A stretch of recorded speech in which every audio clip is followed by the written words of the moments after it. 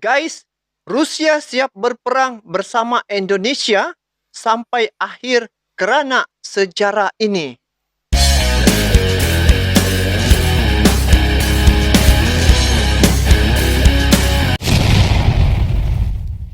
Assalamualaikum warahmatullahi wabarakatuh dan salam sejahtera. Terima kasih kepada Anda yang bertandang ke Tengkuruk Channel. Selamat datang saya ucapkan dan tidak lupa juga kepada Anda yang sudah subscribe channel ini.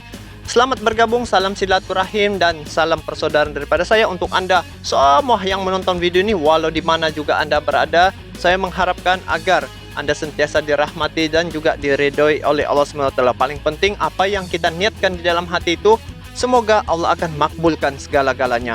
Jadi guys, seperti biasa pada kali ini saya react satu video yang agak menarik. Tajuknya siap perang. Maaf, Rusia siap berperang bersama Indonesia sampai akhir kerana sejarah ini. Masya Allah guys. Oke. Ada sejarah rupanya antara negara Rusia dengan Indonesia nih.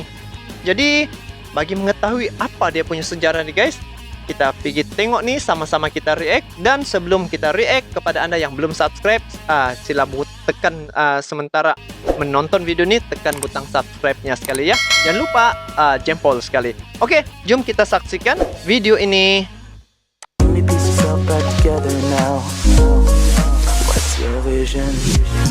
Oke guys, sebelum itu saya mau maklum kepada Anda, video ini saya lihat daripada channel Bagi-Bagi. Kepada Anda yang baru menonton video ini ataupun yang sudah lama menonton, bolehlah berkunjung ke channel Bagi-Bagi untuk support juga channel ini. Bagi mana yang belum subscribe, boleh subscribe channel Bagi-Bagi ya guys. Oke, jom kita saksikan video ini.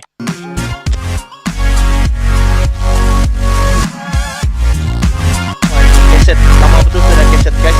Sekarang pakai YouTube sudah. Sebelum kita mulai, dukung kami. Kami bukan apa-apa tanpa kalian. Tujuan kami hanya menghibur. Persatuan kalian membuat kami terus berkarya. Untuk itu silahkan subscribe dan tekan tombol lonceng, serta bagikan channel ini ke sahabat kalian. Terima kasih. Saya sudah. Assalamualaikum sahabat Bagi-Bagi. Gimana kabarnya? Semoga sehat selalu dan senantiasa dalam lindungannya, serta sukses selalu untuk semua. Sahabat sekalian, perlu kita ketahui, sejarah menceritakan pada masa lalu para pejuang negeri ini telah mempertahankan kemerdekaan dengan mengorbankan jiwa dan raga. Dan atas berkat rahmat Allah yang Maha Kuasa, kita telah diberikan nikmat yang luar biasa, yaitu nikmat kemerdekaan. Setelah kemerdekaan, para pemimpin negeri ini menjalin persahabatan dengan negara-negara di dunia.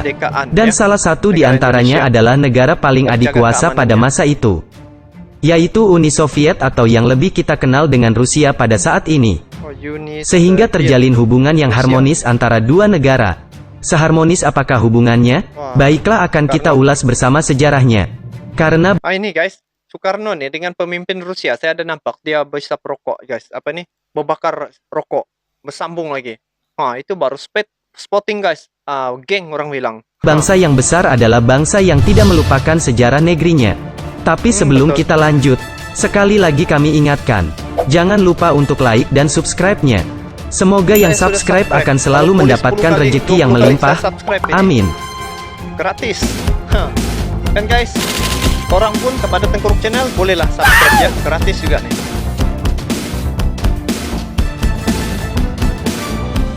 Michael Jackson ini. Sahabat sekalian, di tengah Perang Dingin, Indonesia muncul sebagai macan Asia.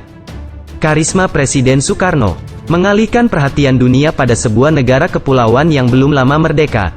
Bagaimana Presiden pertama Indonesia berhasil merebut hati Uni Soviet? Pemimpin Soviet Nikita Khrushchev menceritakan kesannya terhadap Indonesia dan Soekarno dalam memorinya. Pada mulanya, Uni Soviet tak mengenal Indonesia, tulis Khrushchev mengawali memorinya mengenai Indonesia. Di bawah kepemimpinan Stalin, Uni Soviet sama sekali tak punya ketertarikan terhadap Indonesia. Selama bertahun-tahun berhubungan dengan Stalin, ia tak pernah sekalipun berbicara tentang Indonesia, atau menunjukkan apa yang ia ketahui mengenai negara itu. Pertama kali pemerintah Soviet mulai membicarakan Indonesia di tingkat komite pusat. Kalau tengok daripada gambar background belakang nih, macam gambar patung-patung yang masyarakat, ada satu suku di Indonesia tu selalu, di Indonesia lah, selalu gunakan nih. Macam suku Sunda kah yang patung-patung nih? Guys, kamu bagi maklum kepada saya, itu patung jenis apa tuh guys? Itu kah yang saya cakap tuh, betul ke tuh? Tapi yang ini macam bule ini, daripada negara luar punya. Mungkin di negaranya sana dia simpan, Rusia lah mungkin. Adalah pada tahun 1955. Ketika penandatanganan Dasasila Bandung, 10 poin hasil pertemuan Konferensi Asia Afrika. Sahabat Asia bagi-bagi Afrika. dan para pecinta nasionalisme. Peristiwa itu betul-betul menarik seluruh perhatian dunia. Sejak itu, apa nama dia? Presiden Indonesia, Soekarno, mulai sering muncul di surat-surat kabar Soviet. Secara perlahan, Indonesia mulai menarik perhatian Uni Soviet. Hubungan diplomatik Inilah, antara dia punya sejarah yang dulu ya guys, hubungan antara Indonesia dengan Rusia nih, di sini bermulanya ya. Oke, menarik ini info kedua kali ini. negara terjalin saat Stalin masih berkuasa. Menurut Khrushchev, Indonesia layak mendapat perhatian Soviet karena negara itu adalah negara yang sangat besar, indah, makmur, multi-etnis, dan terdiri dari ribuan pulau dengan populasi mencapai lebih dari 100 juta jiwa pada kala yang itu. membuatkan Pada tahun Uni 1956, berminat dengan Presiden Indonesia. Soekarno berkunjung ke Uni Soviet. Presiden Indonesia disambut dengan penuh hormat sebagaimana mestinya, tulis Khrushchev. Dia memberi kami kesan sebagai orang yang terdidik dan cerdas. Padahal, tingkat pendidikan dan kecerdasan tak selalu sejalan. Saya telah bertemu banyak orang berpendidikan, tapi sangat tidak cerdas. Dan sebaliknya, orang-orang yang tidak mengenyam pendidikan, tetapi di sisi lain berotak encer. Soekarno memiliki keduanya. Ia berpendidikan dan juga cerdas. Kunjungan Soekarno ternyata betul-betul meninggalkan kesan mendalam. Uni Soviet langsung menjalin hubungan baik dengan Indonesia. Khrushchev bahkan mengakui bahwa ia sangat menyukai sosok Soekarno. Selama berada di Uni Soviet, Soekarno menggarisbawahi prinsip-prinsip kebijakannya, yang menekankan pada netralitas dan tak berpihak pada blok militer manapun. Begitulah awalnya kami menjalin hubungan dengan Indonesia. Pelan-pelan, Indonesia semakin dekat dengan kami dan bahkan memerlukan bantuan ekonomi, kata Khrushchev. Pada awal tahun 1960, Soekarno mengundang delegasi pemerintah Uni Soviet untuk berkunjung ke Indonesia. Khrushchev mengaku sangat senang dan karena itu langsung menerima undangan tersebut. senang hati dorang. Delegasi kami Mesra terdiri betul lah. dari beberapa anggota Komite Pusat Uni Soviet. Ini Saya dipercaya video untuk lama memimpin nih. rombongan itu. Saya ditemani oleh Menteri Luar Negeri Gromyko dan sejumlah orang lainnya. tengok Kami pemakaian terbang ke Indonesia dengan menggunakan pesawat IL-18, kenang Khrushchev. Begitu mendarat, delegasi Uni Soviet langsung disambut dengan upacara penyambutan yang luar biasa. Orang-orang bahkan berbondong-bondong memadati jalan-jalan. Mereka menyambut kami dengan begitu hangat. Dan itu langsung memperkuat kesan kami terhadap Indonesia. Indonesia adalah negara yang sangat indah. disambut daripada Uni Soviet dengan mungkin kebudayaan. Sampai sekarang pun saya nampak Indonesia masih mengamalkan adat begitu. Bila daripada presiden-presiden luar negara berkunjung ke Indonesia, dia akan iringi dengan tarian-tarian kebudayaan, mempamerkan kebudayaan Indonesia, dan juga yang uniknya dan saya nampak selalu apabila tentera-tentera Indonesia walau pergi mana pun dorang latihan, macam contoh di luar negara, dorang apabila menutup acara penutup tu, dorang akan membuat persembahan dan diselitkan juga kebudayaan Indonesia tu pada persembahan yang tentera-tentera Indonesia lakukan tu. Itu saya tahu itu guys. Orang-orangnya pun sangat ramah. Sementara kehangatan iklim tropisnya betul-betul mengejutkan kami. Sebelum ke Indonesia, pemerintah Uni Soviet telah menyepakati sejumlah kerjasama dengan Indonesia.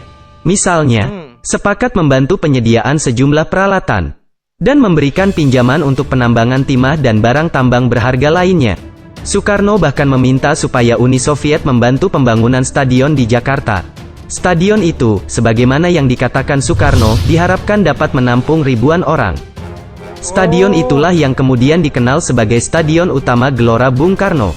Akhirnya, Stadion Gelora Bung Karno. Artinya ini daripada Uni Soviet. Begitu atas dana yang dibagi gini kah? Oh, baru saya nampak tahu ini guys. Sejumlah pakar Soviet yang berpengalaman mengerjakan proyek itu membangun stadion untuk Indonesia. Soekarno bahkan mengundang Khrushchev untuk mengunjungi lokasi pembangunan. Saat itulah, Khrushchev sadar bahwa Soekarno ingin dirinya terlihat sebagai sosok sentral dalam pembangunan ini. Seolah-olah dialah pencetus utamanya. Bersama saya, ia melakukan semacam aksi simbolis tenaga kerja. Kami menarik tali yang menghidupkan mesin pemancang tiang. Semua ini hanyalah aksi teatrikal, tapi memang begitulah dia Soekarno, kata Khrushchev mengenang. Dalam memoarnya, Khrushchev bercerita bahwa ketika Presiden Indonesia meminta bantuan Uni Soviet untuk membangun stadion megah di Jakarta yang menghabiskan banyak uang, ia mengaku terkejut dan berterus terang pada Soekarno bahwa itu bukanlah langkah yang bijaksana. Indonesia saat itu masih merupakan negara terbelakang. Aneka industri baru mulai dibangun. Negara itu hidup dengan mengandalkan sumber daya alamnya dan mengekspor barang-barang mentah. Meski begitu, hal pertama yang mereka inginkan adalah stadion. Untuk apa? Ujar Khrushchev. Untuk menggelar orasi publik, jawab Soekarno singkat. Jawaban itu ternyata tak memuaskan Khrushchev. Dalam memoarnya, sang pemimpin Soviet bahkan mengakui bahwa ia memandang sikap Presiden Indonesia itu secara negatif. Menurutnya, dari berbagai pemimpin negara yang ia kenal, Soekarno betul-betul berbeda. Ia setuju bahwa seorang pemimpin negara sesekali perlu menggelar orasi publik. Namun, Khrushchev melihat bahwa sikap Soekarno itu justru menunjukkan kelemahannya. Dia memang senang berada di tengah-tengah rakyat. Dia terlihat seolah-olah selalu membutuhkan penonton. Dan karena itulah dia membutuhkan sebuah panggung besar. Sebuah stadion, yang akhirnya kami bangun, kenang sang pemimpin Soviet. Meski begitu, saat kunjungan pertama Soekarno ke Uni Soviet, ia memang sempat berpidato di Stadion Luzhniki, Moskow. Kabarnya, ia begitu terkesan dengan stadion tersebut, sehingga memutuskan bahwa ibu kota Indonesia pun memerlukan kompleks olahraga sejenis. Tak heran, stadion yang belum lama ini menjadi saksi kehebatan timnas sepak bola Prancis. Pada Piala Dunia beberapa waktu lalu menjadi inspirasi untuk membangun Stadion Gelora Bung Karno. Pembangunan Stadion Gelora Bung Karno mulai dikerjakan pada tanggal 8 Februari tahun 1960. Sahabat sekalian, 2 tahun kemudian, pada tanggal 24 Agustus tahun 1962, stadion itu resmi dibuka, sebagai kelengkapan sarana dan prasarana Asian Games 1962 yang diadakan di Jakarta. Untuk membangun ini pula stadiumnya.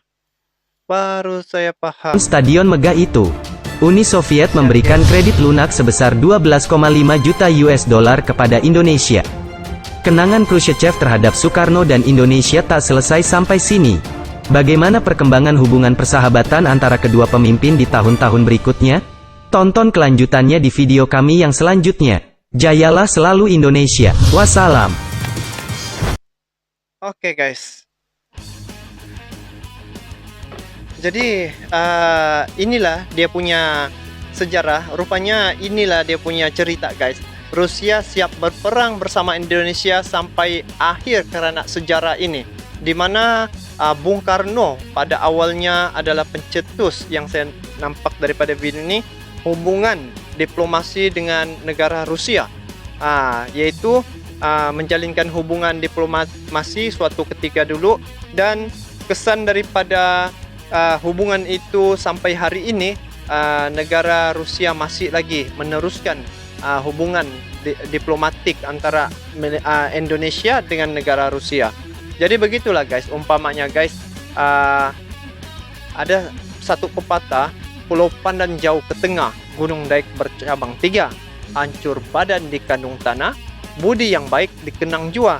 Tengok dia punya budi-budi Bung Karno tuh, sehingga mendapat kesan terhadap pemimpin Rusia pada ketika itu, dan diwarisi sampai ke hari ini. Negara Indonesia dengan negara Rusia, dia punya hubungan dari segi hubungan diplomatik amat baik seperti adik dan kakak. Jadi guys, itulah saya punya reaction kali ini. Sekiranya Anda mempunyai pandangan, Anda bolehlah komen di bawah. Jadi mohon maaf sekiranya ada terkasar bahasa atau ada kata-kata yang tidak sesuai saya guna di sini, saya mohon maaf ya. Jadi itu saja daripada saya. Saya sudahi dengan Assalamualaikum warahmatullahi wabarakatuh. Seperti biasa, bagi Anda yang belum lagi subscribe, silalah like, komen, dan subscribe. Oke, kita bertemu lagi di video akan datang. Assalamualaikum warahmatullahi wabarakatuh.